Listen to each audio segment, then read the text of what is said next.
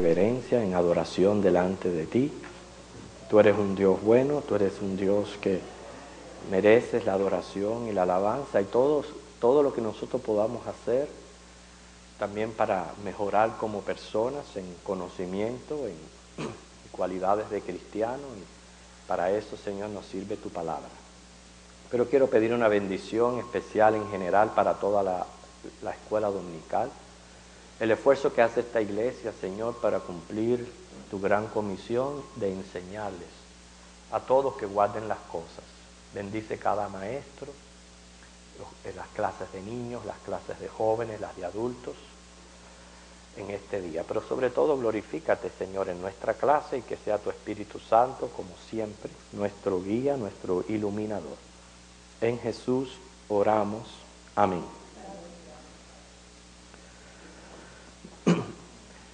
Yo recibo un sinnúmero de correspondencia a través de correo electrónico de personas que están confundidas con relación a este tema que estamos tratando en la clase de escuela dominical sobre la segunda venida del Señor y el rapto de la iglesia. O sea, muy confundidas, un sinnúmero de confusiones. Y por eso es que estamos atendiendo a lo que es el arrebatamiento de la iglesia y viendo evidencias de que Cristo viene por nosotros, ¿verdad? Antes que ocurra lo que es la gran tribulación. Estoy buscando aquí el final de las hojas, porque por lo menos yo he encontrado, y usted juzgue si es suficiente o no, 18 razones por la cual podemos estar seguros de que el Señor se lleva a su iglesia antes de la gran tribulación. 18 razones bíblicas, y vamos a estar viendo eso. Pero antes de eso, cuando Pablo escribe la primera carta a los tesalonicenses, es cuando él habla de este misterio que menciona Primera de Corintios 15, este misterio de lo que le va a suceder a los que mueren en Cristo, porque esta era una de las incógnitas que tenían la gente entonces. ¿Qué es lo que le va a suceder a los que mueren en Cristo? Entonces él trata un sinnúmero de situaciones en esa iglesia, pero una de esas situaciones en específico es responder a esta cuestión. Cuando él escribe Primera de Tesalonicenses 4, del 13 al 18, ese versículo 18 termina con una exhortación a que nos alentemos unos a otros con las palabras que él acaba de escribir. Bueno, resultó que los tesalonicenses entonces malinterpretaron lo que dijo Pablo en la primera carta. O sea, todo lo acerca de la venida del Señor. Ellos pensaban que los juicios habían llegado, estaban sufriendo una persecución ya terrible de mano de los emperadores. Entonces pensaban que los juicios de Dios habían llegado. Y Pablo entonces les aclara que no es así. ¿Por qué? Y por eso está la segunda carta de Tesalonicenses aclarando acerca de este problema y de esta situación. Porque muchos ya habían dejado hasta de trabajar. Y usted sabe que esto no es nuevo. En las sectas, en los testigos de Jehová, etcétera, cada vez que algún falso profeta apunta a una fecha en que se va a acabar el mundo, la tendencia de las personas es ya vender las cosas, dejar de trabajar. O sea, lo toman muy literal. Inclusive sabemos que ahora está todo esto callado por un tiempo, pero dicen que el 23 de diciembre del 2012 se va a acabar el 25, 23. 21, sí. Sí. 21, ¿verdad? Se estaba confundido en la fecha. Y hay personas mudándose para montañas en Pensilvania. O sea que, ¿cómo las personas reaccionan ante las profecías de una manera absurda? Los tesalonicenses habían respondido de esa manera, y por eso que usted va a encontrar versículos como Segunda de Tesalonicenses 3:6, y 11 y 12, reprendiendo a los perezosos, ¿okay?, etcétera. ¿Okay? Nosotros sabemos de que Cristo prometió volver a la tierra. Eso Él lo dijo cuando Él ascendió. Se encuentra ahí en Hechos 1:11, que los ángeles dijeron: este mismo Jesús que ustedes han visto subir al cielo, asimismo va a volver. También el mismo Señor Jesús, cuando habló a los discípulos, prácticamente Él se estaba despidiendo de ellos. Él les dijo: no se turben, en la casa de mi Padre hay muchas moradas, yo voy pues a preparar morada, para que donde yo estoy ustedes también estén. Y si yo me fuere, volveré a buscarnos. O sea, eso es una promesa real de Dios. Pero, sin embargo, existe tanta confusión en el pueblo de Dios en cuanto al rapto y esta promesa de la segunda venida del Señor. Inclusive existen 4 escuelas de interpretación acerca del libro en general. Las 4 escuelas son la preterista, la histórica, la futurista, la espiritual. Y en cuanto a la segunda venida, también hay 4 diferentes puntos de vista, y estas posiciones van a influir grandemente en la interpretación de toda la carta. Si usted toma las cosas de manera literal, simbólica, o cuando el libro está hablando de una manera o de otra, pero de acuerdo a su punto de vista usted va a interpretar las cosas. Yo siempre digo, nosotros tenemos el norte, sur, este y oeste, y dependiendo de donde usted esté parado y a lo que usted esté mirando, así es lo que usted va a ver. Yo en este momento no le puedo estar describiendo lo que está detrás de mí, porque no lo veo, yo nada más que puedo ver hacia el frente. Así mismo es con la interpretación de la Biblia. Si usted ocupa o toma una escuela de interpretación, por ejemplo, la histórica, que son las que piensan que el libro entero no es más que narrar los acontecimientos que han ocurrido en la historia de la iglesia. Si usted toma esa postura, todo lo va a ver con esos ojos. Entonces, por eso es que, ya sabemos, existen 4 escuelas de interpretación de Apocalipsis, y en cuanto a la misma segunda venida, 4 puntos de vista. Está el posmilenialismo. O sea, la idea es, ¿cuándo va a ocurrir ese regreso de postmilenialismo? Ese regreso de Cristo, ¿cuándo va a suceder? Para el posmilenialista, la segunda venida de Cristo va a ser después del milenio. ¿Okay? Para ellos, ese milenio representa un periodo largo en el cual, a través de la predicación del Evangelio, la mayor parte del mundo se someterá a Cristo.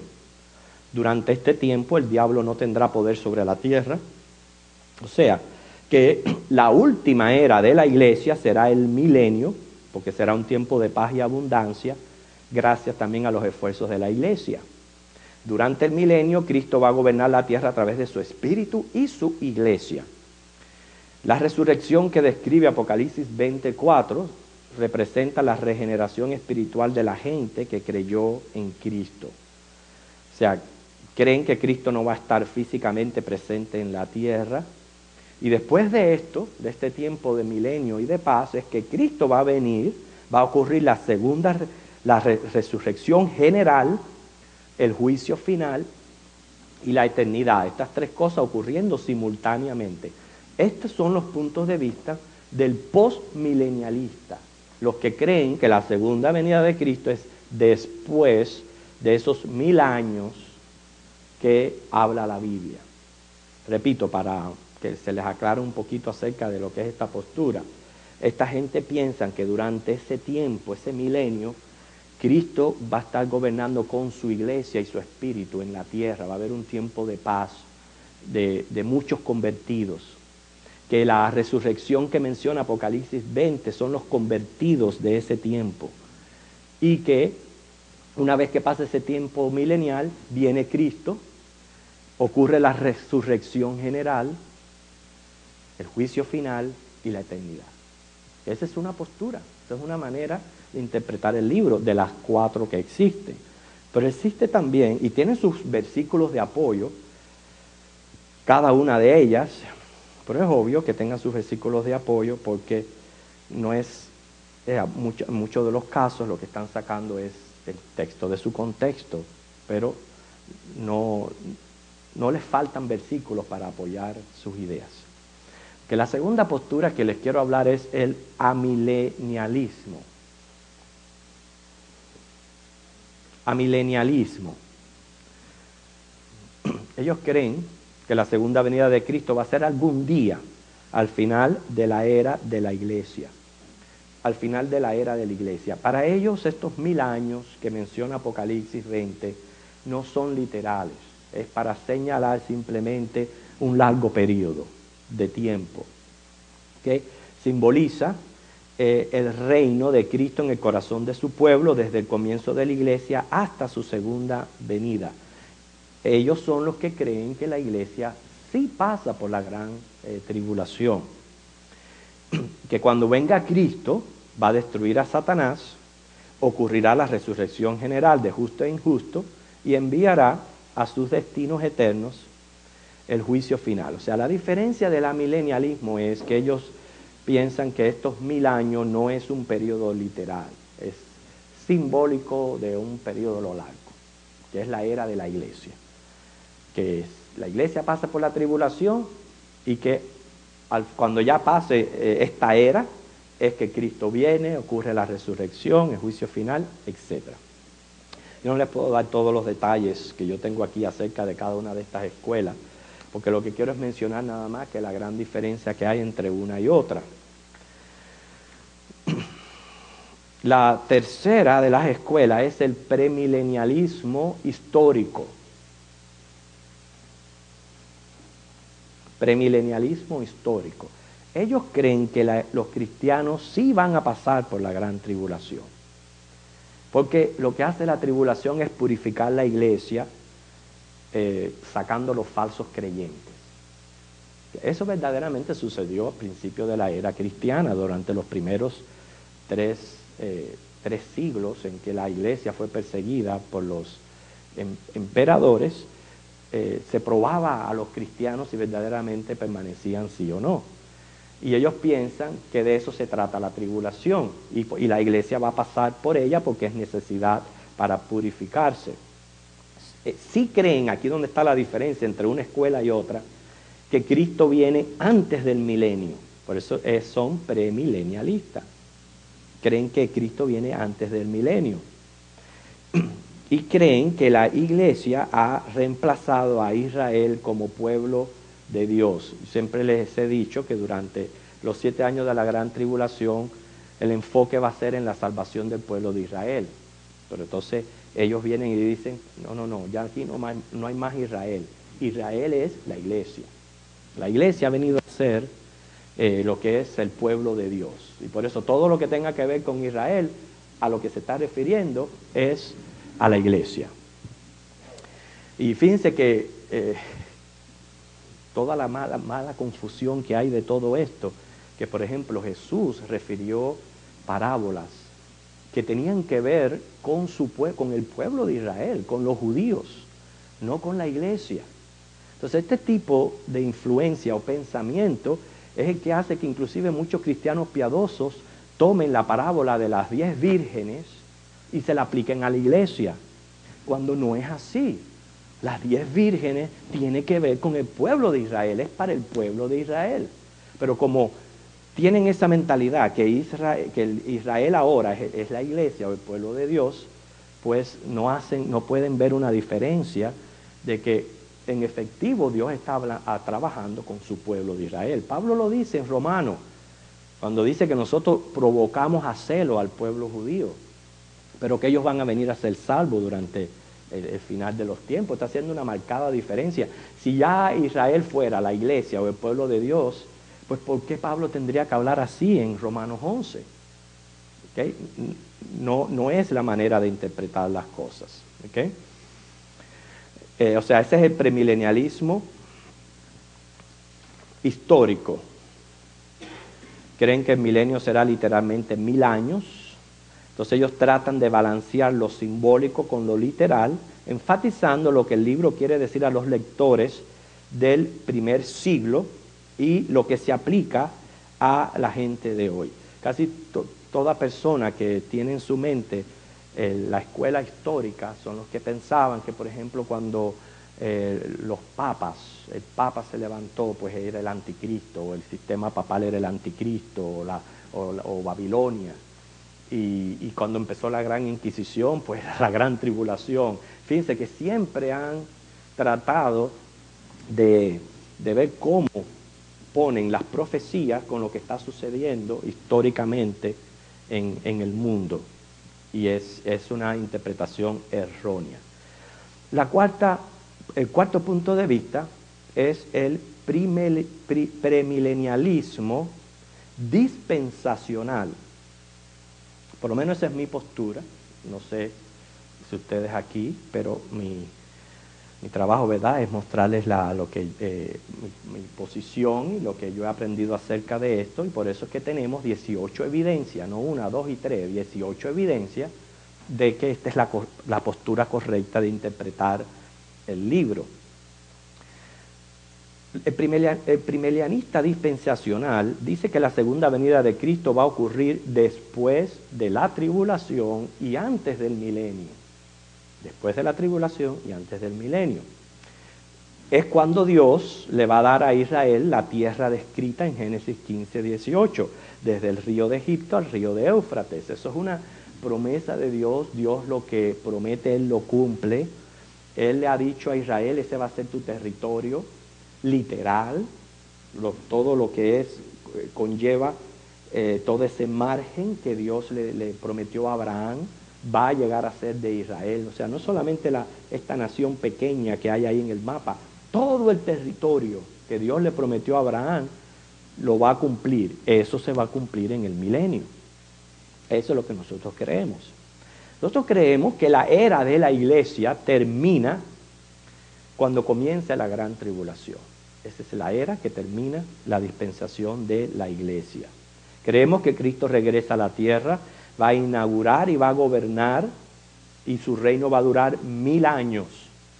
La única diferencia de señalar estos 1000 años es que después de los 1000 años va a ocurrir la última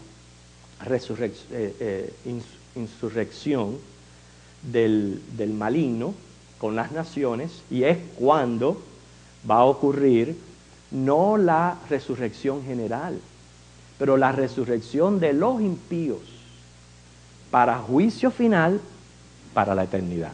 Fíjense qué manera diferente de apreciar y ver las cosas. Ahora, en cuanto a rapto, los premilenialistas creemos,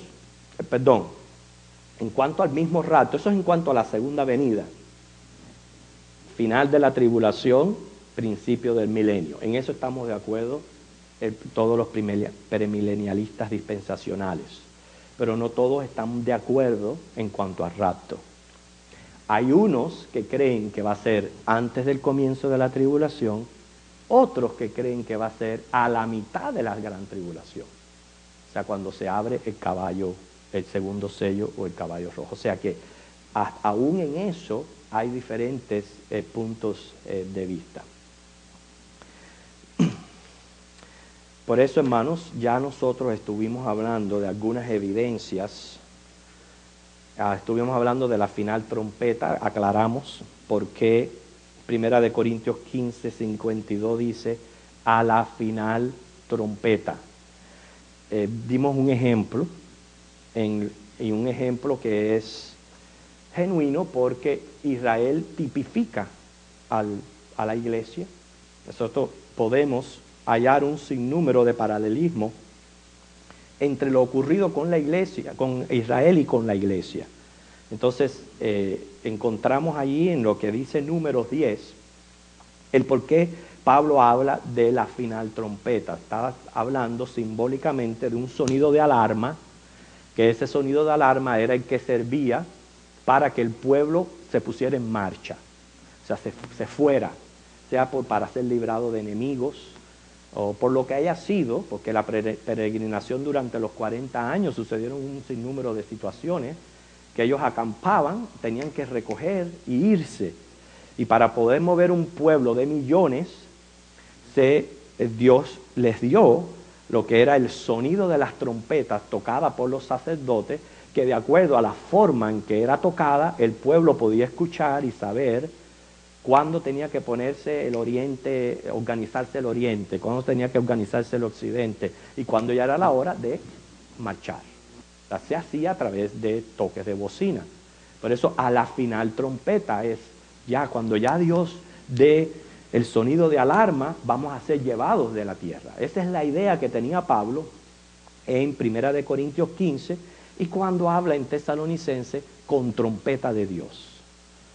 Es un sentido lógico. Aparte de eso, cuando se habla de las 7 trompetas de juicio,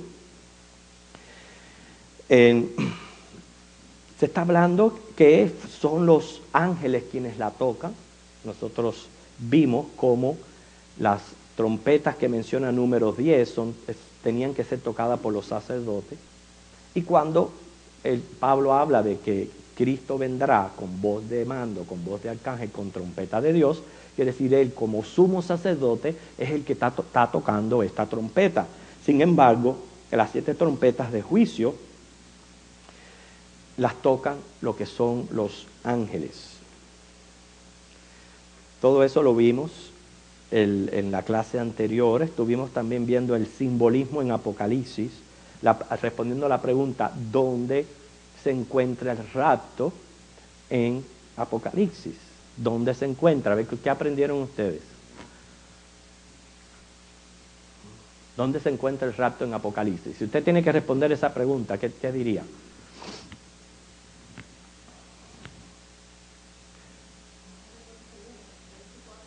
Sí, muy bien. ¿Sí? ¿Tomaste nota? Que ve que bueno es tomar notas, ¿verdad? Le ayuda a uno a recordar mucho. Esto es muy importante. Ahí en Apocalipsis 4:1 es donde se encuentra el rapto por un sinnúmero de situaciones. Primero, se ve una puerta abierta en el cielo, símbolo de entrada. Segundo, una voz como de trompeta. Se entiende que es la voz de Cristo. La frase sube acá. Yo tengo un interlineario del Nuevo Testamento del griego al español. Cualquiera de ustedes está bienvenido para buscar y comparar que en efectivo la frase que hay en Apocalipsis 4:1 con Apocalipsis 11:12 es exactamente la misma en griego. Y cuando usted va a ver lo que ocurre en Apocalipsis 11:12 acerca de los 2 testigos, dice, son levantados en una nube. ¿Ve? La frase sube acá es la misma que se le dice a estos 2 testigos, sube acá, y ellos son llevados en una nube. El griego es el idioma más rico que existe. Fue el que, fíjense, que escogió el Señor para su Nuevo Testamento, porque es un idioma que para cualquier mínima situación o cualquier cosa ya le tiene una palabra específica. ¿Entiende? No es como nosotros, tiene un vocabulario muy amplio. Y cuando usted encuentra que se usa el mismo término para ambas situaciones, quiere decir que está hablando de la misma manera, la misma forma en que fueron levantados los 2 testigos, así es levantada la iglesia. ¿Ok? Por lo menos estuvimos viendo esas 3 evidencias. O sea, ahora vamos a seguirle añadiendo evidencias a lo que es un rapto pretribulacional, o sea, antes de la gran tribulación, no a la mitad, antes de que ocurra la gran tribulación, lo cual significa una tremenda esperanza para nosotros, y por algo Pablo le dice a los tesalonicenses, aliéntense unos a otros con estas palabras. Si a mí me dicen que yo tengo que pasar por una tribulación, no son palabras muy alentadoras que digamos. Yo diría, bueno, Señor, yo estoy dispuesto a hacer por ti lo que sea, como si tengo que dar mi vida, pero no lo voy a hacer con una sonrisa de oreja a oreja. ¿Verdad? No, si me tienen que decapitar, me decapitan, pero yo no voy a estar riéndome cuando me estén decapitando. Entonces, sirve de aliento. Ahora, si a mí me dicen, antes de que todas estas cosas ocurran, se van del mundo, eso sí puede servir de aliento. Y de coraje para seguir pasando lo que estamos pasando hoy día.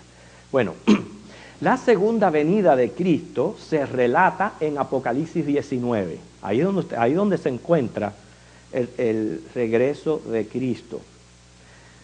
Si usted lee todo ese capítulo, no hay absolutamente mención alguna de un arrebatamiento, ni tan siquiera con símbolos. Fíjense que en el 4.1 encontramos símbolos, que si usted le va a tratar de buscar una interpretación, definitivamente tiene que dar con el rapto. Pero en Apocalipsis 19 no se menciona ni tan siquiera con símbolos. Aparte de eso, antes de venir el Señor, se ve una multitud en el cielo. Siempre que hay multitud, son muchas personas. Y están por celebrar las bodas del Cordero. Las celebran, que ahí es donde se aplica la parábola de las 10 vírgenes. Las 10 vírgenes, las 5 prudentes, representan al remanente de Israel, a la mujer con alas, a la que se convierte durante ese tiempo.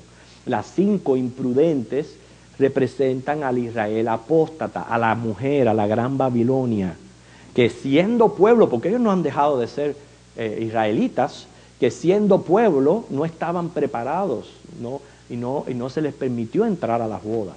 Esa es la correcta interpretación de la parábola de las 10 vírgenes. Y todo eso está ocurriendo antes de que el Señor ya venga. Una vez que ocurre las bodas del Cordero, dice que se ve al Señor venir acompañado de su pueblo ya a la tierra. Cuando el Señor viene en la segunda venida, viene a la tierra.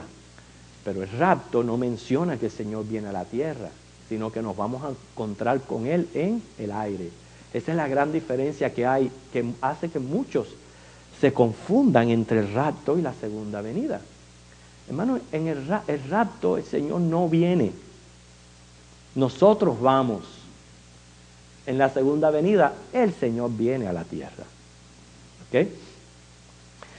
También estuvimos viendo la semana pasada la quinta evidencia, que es la visión de la iglesia en gloria. Esos capítulos 4 y 5 de Apocalipsis muestran una muchedumbre en la gloria. Fíjense que aparecen el Padre, el Hijo, el Espíritu Santo, aparecen también 4 seres vivientes y 24 tronos ocupados por 24 ancianos. El mismo capítulo menciona quiénes son los seres vivientes. Dice, son querubines. Es un tipo de ángel que hay. Son querubines. Inclusive Ezequiel tuvo una visión de los querubines y hasta eran diferentes unos de otros. Sabemos quién es Dios, Padre y el Espíritu Santo. ¿Quiénes son los ancianos? ¿Cuándo en la Biblia se han mencionado los ángeles como ancianos? Pero sin embargo, cuando vas al Nuevo Testamento, sí encuentras que anciano se utiliza para señalar obispos de las iglesias. Quiere decir, son personas. No le busques. ¿Qué otra especie Dios ha creado aparte de ángeles y aparte de personas? ¿Podemos mencionar alguna especie racional? ¿Extraterrestres? ¿O acaso los ancianos son extraterrestres? No creemos en extraterrestres. Que la creación dice en Génesis 1.1, Dios creó, hay ángeles, hay seres humanos, o sea, están las criaturas, los animales, etc. Pero seres racionales así inteligentes solamente están los ángeles y los seres humanos. Si no, estos ancianos no son ángeles, ¿quiénes son? Seres humanos. Esto es importante, hermano, porque ellos están presentes en el trono de Dios. ¿Y por qué esto es tan importante? Porque la sexta evidencia que tenemos es que Jesucristo en ese entonces recibe un libro sellado. El libro se trata del contenido de la gran tribulación, por eso está sellado con 7 sellos. O sea, definitivamente no es otro libro que el contenido de la gran tribulación. Si el libro está cerrado, inclusive se arma un llanto porque nadie puede abrir el libro, y entonces fue cuando consuelan a Juan diciéndole, no, mira, aquí sí hay alguien que es digno de tomar el libro, y aparece el Cordero, y se le da el libro al Cordero. Todo eso me está diciendo a mí, no ha comenzado la gran tribulación.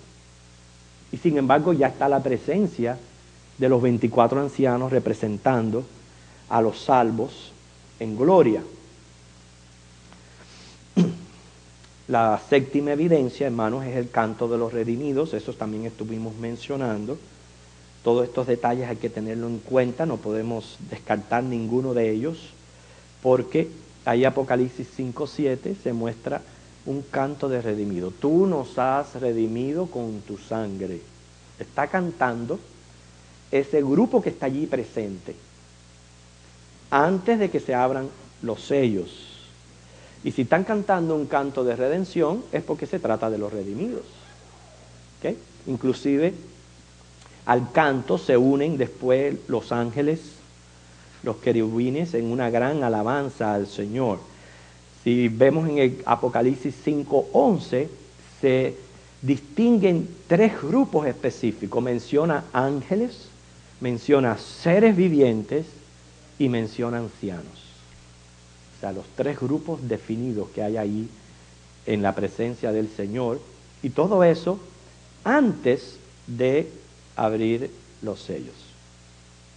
La octava evidencia es precisamente esa diferencia entre el rapto y la segunda venida. Ya mencioné que 1 Tesalonicenses 4:17 dice que en las nubes vamos a recibir al Señor en el aire.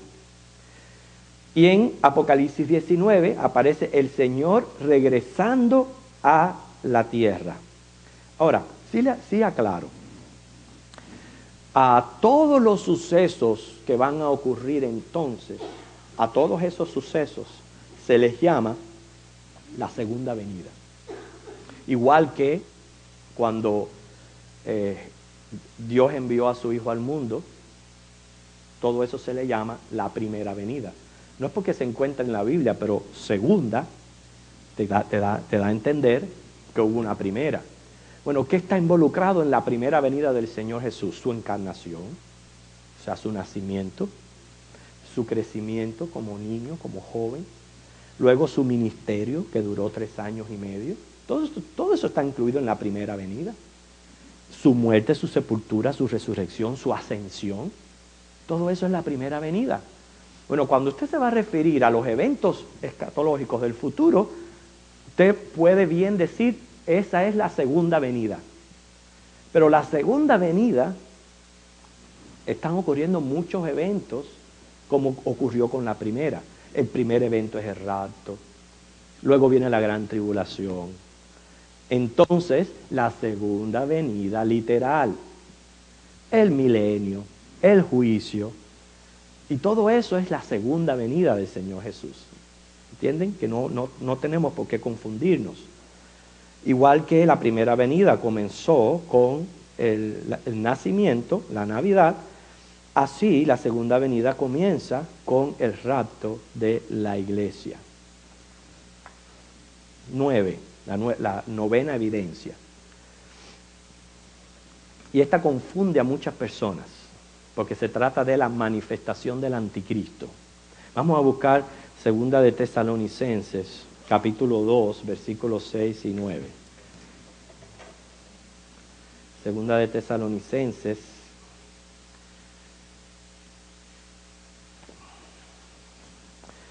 capítulo 2, versículos 6 y 9.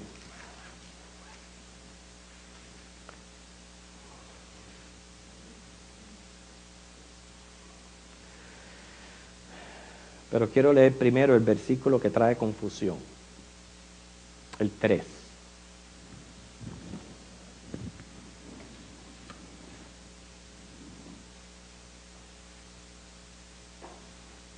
Noten que dice, nadie os engañe en ninguna manera, porque no vendrá sin que antes venga la apostasía. Toman este versículo y son los que dicen, no, primero se va a manifestar el anticristo, que equivale a gran tribulación, Y entonces que viene el Señor Jesús, por tanto la iglesia pasa por la gran tribulación. Pero no han visto el otro punto de vista de que en efectivo la segunda venida del Señor es al final de la gran tribulación y que es necesario que el anticristo se manifieste, o sea, la apostasía se manifieste antes que Él venga. La Biblia no tiene solamente promesas y palabras para nosotros, la iglesia y los gentiles. En la Biblia hay promesa y palabra para el pueblo de Israel. Y es verdad que al pueblo de Israel hay que decirle que ellos sí pasan por lo que es la gran tribulación, todas estas cosas que van a ocurrir. Pero no necesariamente se aplican a la iglesia por lo que dice los versículos 6 al 9. Fíjense que así leen. Y ahora vosotros sabéis lo que lo detiene. O sea, detiene la manifestación del anticristo. ¿Qué es lo que lo detiene? Dice, a fin de que a su debido tiempo se manifieste. Dice, ya está en acción el misterio de la iniquidad.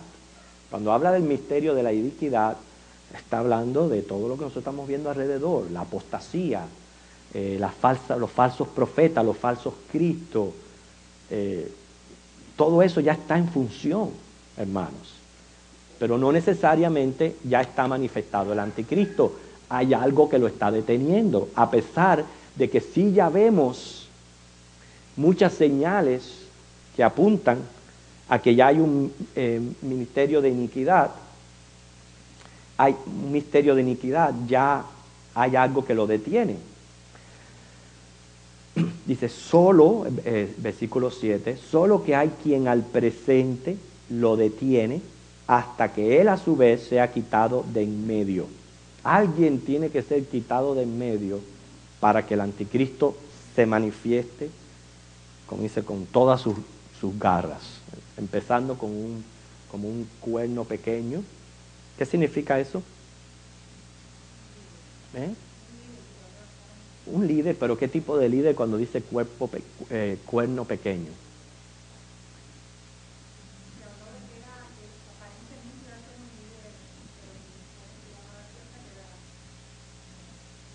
Sí, porque la idea no es que de buenas a primeras en el mundo va a decir, soy el anticristo, aquí estoy, recíbenme, adórenme. No. Él va a empezar de abajo, como un líder político influenciando a 10 reyes, ejerciendo una influencia en ellos. Se hiere a 3, quiere decir, los elimina de su contorno, porque son 10, y luego entonces aparece 7 cabezas, ya la cabeza es él gobernando. El cuerno es un gobernante, la cabeza es un gobierno. Cuando dicen cuerno, está dirigiendo a 10 naciones. Cuando ya elimina 3 y se queda con 7 cabezas, quiere decir, él ejerce el dominio absoluto de estas 7 naciones. Y después de esto, es que ¡pum!, se manifiesta a la conquista del mundo entero. Por eso dice un cuerno pequeño. Pero antes de que él inclusive aparezca como un cuerno pequeño, hay algo que lo está deteniendo. Y lo que lo está deteniendo, dice el 8, y entonces se manifestará aquel inicuo, a quien el Señor matará con el espíritu de su boca y destruirá con el resplandor de su venida, inicuo cuyo advenimiento es por obra de Satanás, con gran poder y señal y prodigios mentirosos. Ahí está aclarando que se está hablando aquí del anticristo, no de otro. Pero sigue la incógnita, hay algo que lo está deteniendo. O alguien, el que lo está deteniendo es el Espíritu Santo.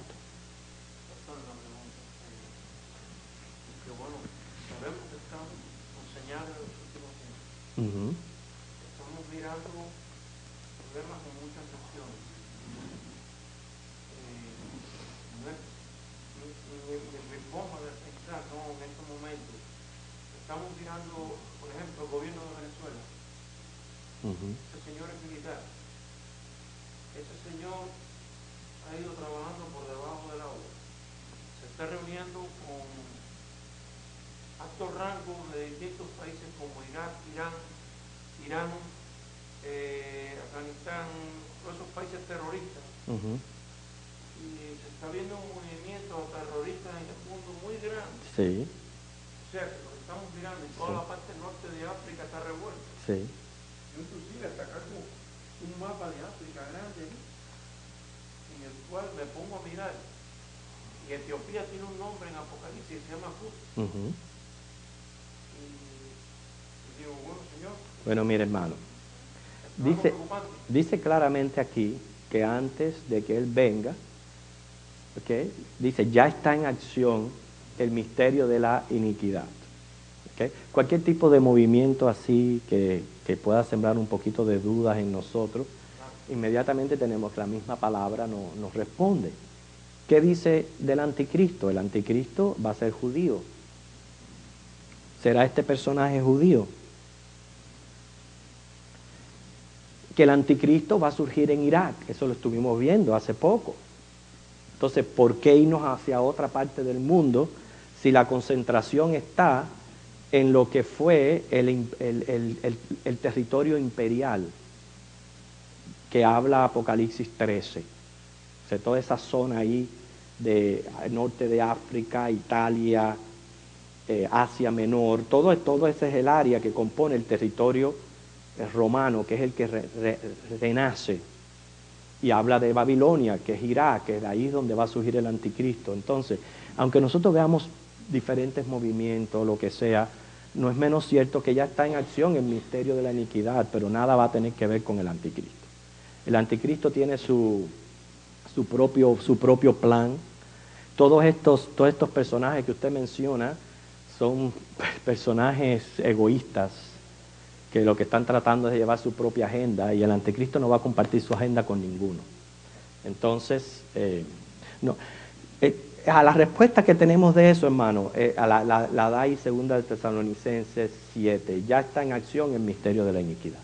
Pero no necesariamente es la manifestación del anticristo. Hermana Loida, después usted.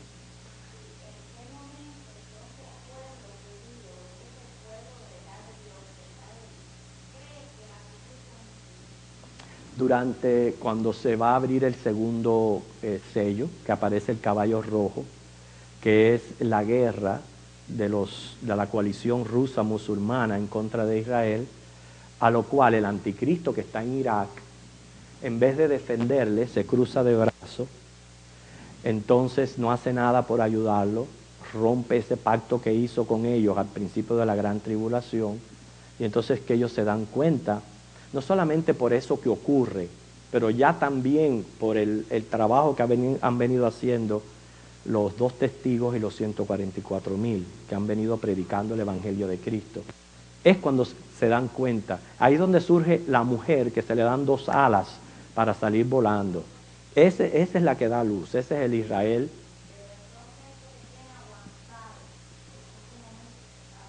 Uh-huh. El Espíritu Santo en la iglesia. No, es el Espíritu Santo en la iglesia. Nosotros somos el templo del Espíritu Santo. Y mientras que la iglesia esté en la tierra, está deteniendo la manifestación del anticristo. Por eso es que nosotros, ahí es que yo dudo, o sea, no dudo de que de cualquier agrupación mundial que hay existente hoy día pueda existir esta figura o lo que sea. Pero el problema es que yo dudo de las existentes o de los personajes que hayan en este momento en eminencia, porque es que nosotros no vamos a ver esa manifestación. No la vamos a ver. Lo está diciendo ahí claramente este libro, hermano Julio. Uh-huh.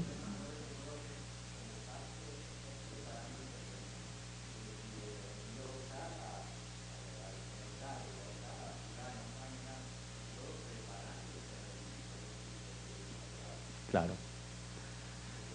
Fíjese, la acción de la iniquidad. Cuando venga Satanás, ¿verdad? Y comience a poner sus maquinaciones en la mente de los líderes del mundo, tienen que ser líderes mundiales perversos, prácticamente satánicos. Aparte de eso, no es extraña la idea de que hay demonios dominando líderes políticos, ¿okay?, encargados de dominar y de ejercer su influencia satánica en líderes políticos. Por eso fue que Daniel menciona cómo se levantó el arcángel Miguel a defender al pueblo de Israel cuando estaba con el problema con los babilónicos. O sea que es de que ciertos líderes mundiales tengan características de anticristo no me asombra y es de esperar. Perdón, y desde que hacen semejante barbaridades mentalmente, no están bien. Uh-huh. Porque yo creo que una persona mentalmente, veamos Gaddafi, que después se viste de mujer y se pinta, y eso es lo que se sabe, lo que no se sabe, esta gente mentalmente. Claro, claro. Están acabados. Exactamente. Y cada uno de ellos tiene su propia agenda, pero cuando venga el anticristo, él trae la propia de él, la va a comenzar con 10 naciones y de ahí va a proceder. O sea que todas estas cosas hay que tenerlas claras para evitar esas malas interpretaciones, no que porque mira, este dijo esto es el anticristo, no porque si aquel es el anticristo, no, señor. ¿Okay? En primer lugar, mientras que la iglesia esté aquí, nosotros no vamos a ver dicha manifestación. No quiere decir que no esté nacido, porque si él se manifiesta en cuanto la iglesia se va, estamos hablando ya de 7 años marcados para la segunda venida, y ya estamos hablando de una persona crecida con experiencia política y militar que ya se aparece como un caballo blanco. ¿Okay? O sea, no podemos pensar de que la iglesia se va y entonces nace el anticristo, porque son 7 años. Y no se va a levantar un niño, se va a levantar un ser humano ya crecido, capaz de ejercer una influencia en estos 10 reinos. Pero de que nosotros sepamos quién es, o que lo podamos identificar, o que veamos algún tipo de manifestación, no concuerda con lo que dice la Biblia aquí, que hay algo que lo está deteniendo, y lo que lo está deteniendo es la iglesia, es el Espíritu Santo. ¿Okay? ¿Loida?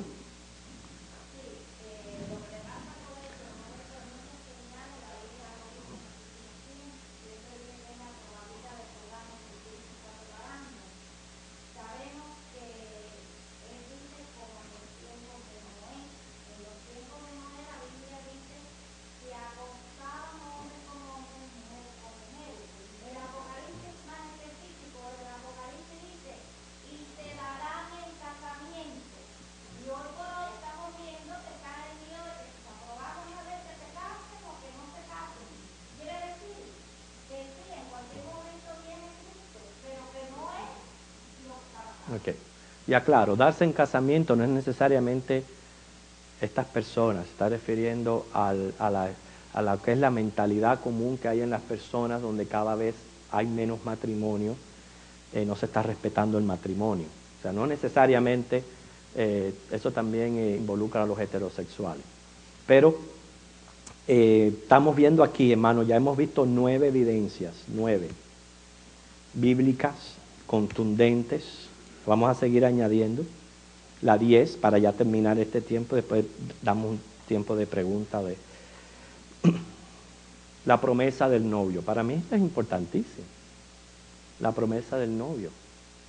Es muy cierto que los primeros siglos del cristianismo fueron tiempos muy duros, durísimos. ¿Okay? Cuando usted habla de que los cristianos, sus cabezas servían de antorchas para iluminar la ciudad, se está hablando de tiempos duros, muy duros. Sin embargo, dice la Biblia que ningún tiempo que ha pasado la historia, ni esa persecución imperial, ni la gran inquisición que infligió la Iglesia Católica, nada, ni el holocausto nazi, nada se va a comparar a la gran tribulación, absolutamente nada.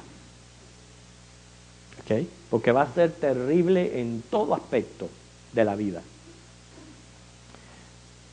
¿Qué novio? Porque en este momento Jesucristo es nuestro novio, porque ya después se van a celebrar las bodas del Cordero, ¿verdad? Y será entonces el esposo, porque ya vivimos literalmente, viviremos en comunión eternamente. ¿Qué novio que ve a su amada novia en un grave peligro con un poder omnímodo no la va a librar. Piense. O sea, eso es acudiendo a la lógica, a la lógica. Y no estamos hablando de que el Señor pruebe. El Señor, a través de las señales del fin, nos está probando a todos. A todos nos está probando si permanecemos en Él o no. Eso no tiene nada que ver con las pruebas de la fe. Estamos hablando ya de ser librado de lo más horrendo que va a ocurrir en la historia de la humanidad. Aparte de eso, es promesa del Señor. ¿Qué dice Apocalipsis 3:10? Apocalipsis capítulo 3, versículo 10.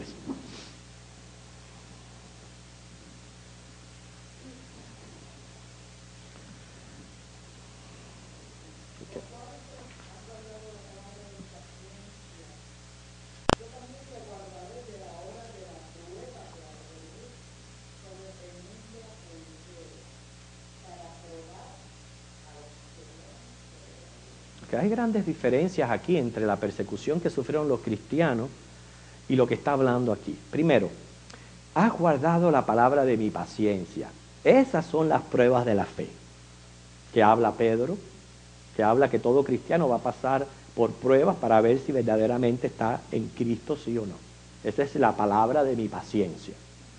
Sin embargo, por eso, entonces Él promete guardarnos de la hora de la prueba que ha de venir sobre el mundo entero, para morar a los que moran sobre la tierra. Esa es la gran tribulación. Y de esa es la promesa que tenemos de liberación. Aparte de eso, Marcos 9:1, hay otra promesa ahí. Marcos capítulo 9, versículo 1.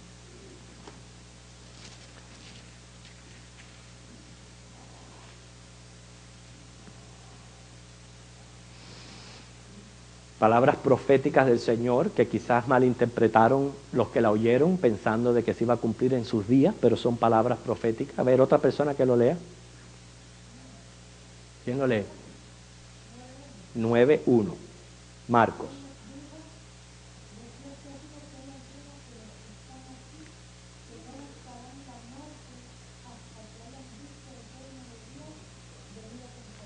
¿Qué quiere decir? Hay personas que van a ser transformadas, vivas, no van a ver la muerte, como le pasó a Elías, como le pasó a Enoc. No van a ver la muerte.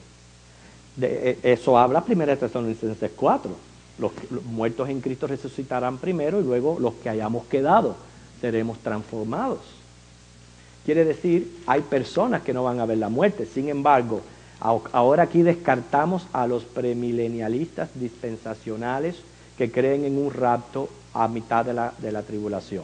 Si a mitad de la tribulación el anticristo está haciendo su manifestación, está exigiendo la marca, y todo el que no se ponga la marca es decapitado, ¿quién queda vivo entonces para ser transformado? ¿Quién queda vivo? Si en ese momento el judío está huyendo, que son guardados por el Señor, y los demás tienen la marca puesta, ¿quién queda vivo para que entonces se cumpla el rapto y las palabras que acabamos de leer? No tiene sentido, hermanos. Tiene más sentido de que al principio de la gran tribulación va a ocurrir el rapto de la iglesia. Lucas 21:36 es la otra promesa que tenemos del Señor, las promesas hacia su iglesia, hacia su novia. 21:36.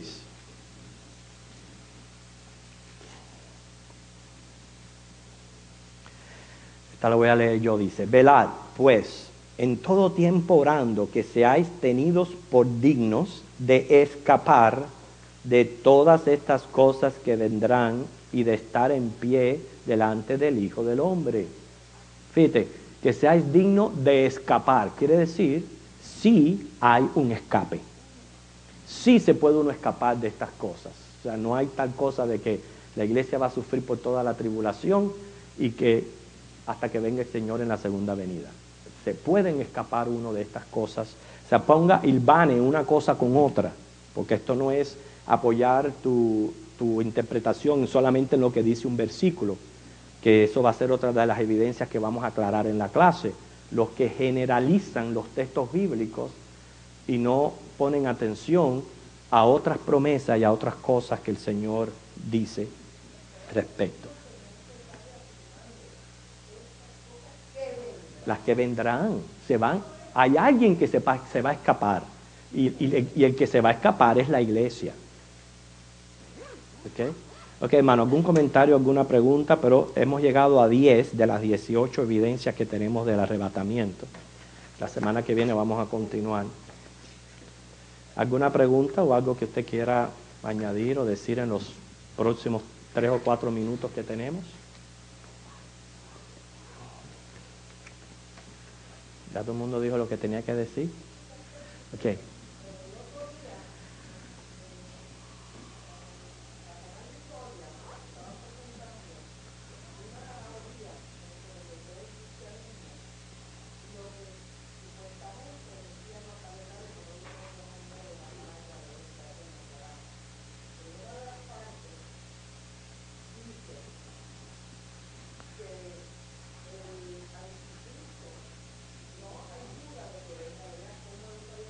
Mira eso. Mira eso. ¿Ve? Wow, hasta ellos mismos confirmando secularmente lo que la Biblia ha dicho hace miles y miles de años atrás. ¿Sí?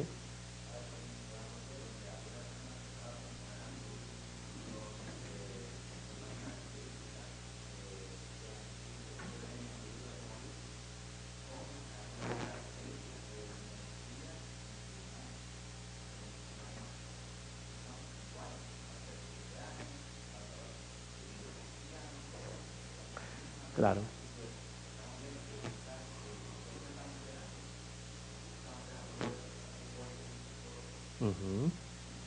Ok, el caso es, hermano, que nosotros tenemos que tener una postura correcta con relación al rapto. Y eso es recibir aliento en estas promesas. No es que ahora, en este momento, yo voy a revolucionar mi vida y voy a parar el reloj, como algunos quieren hacer. Pero lo que sí me tiene que enseñar a mí, que aunque yo siga con mi vida cotidiana y trazándome planes y metas, etcétera, porque nosotros no sabemos si va a pasar nuestra generación y todavía sigue el tiempo de señales, porque el día y la hora nadie lo sabe. Quiere decir, hay que seguir trabajando, esforzándonos, teniendo nuestras metas, planificando para el futuro, pero eso sí, manteniendo ese balance, donde lo que me ayuda a la promesa del rapto es a entender que el cielo y la tierra pasarán. Quiere decir, yo no puedo estar concentrándome en esta tierra como si yo fuera a vivir el resto de la eternidad. O sea, en eso entonces se pone en función que yo tengo que crecer como cristiano en el servicio al Señor. Esa es la manera de mantenerse velando y orando y en la fe. No quiere decir hacer inmediatamente exageraciones en mi vida, pero sí hay que mantenerse en oración y velando porque no se sabe cuándo el Señor va a venir. Ok, nos ponemos en pie, hermano, y nos despedimos. Gracias por esta promesa, Señor, que trae tanto aliento a nuestras vidas. Y más cuando estamos viviendo, Señor, una genuina preparación para la manifestación del inicuo. Queremos darte gracias por las promesas que tú nos das. Tú eres el novio de la iglesia, tú la amas, lo has manifestado tu amor ya en la cruz del Calvario y vas a continuar manifestando tu amor no solamente porque estás con nosotros todos los días, sino porque vamos a poder escapar de estas cosas que vienen y se avecinan. Prepáranos ahora para el culto de adoración, lo pedimos en Jesús. Amén.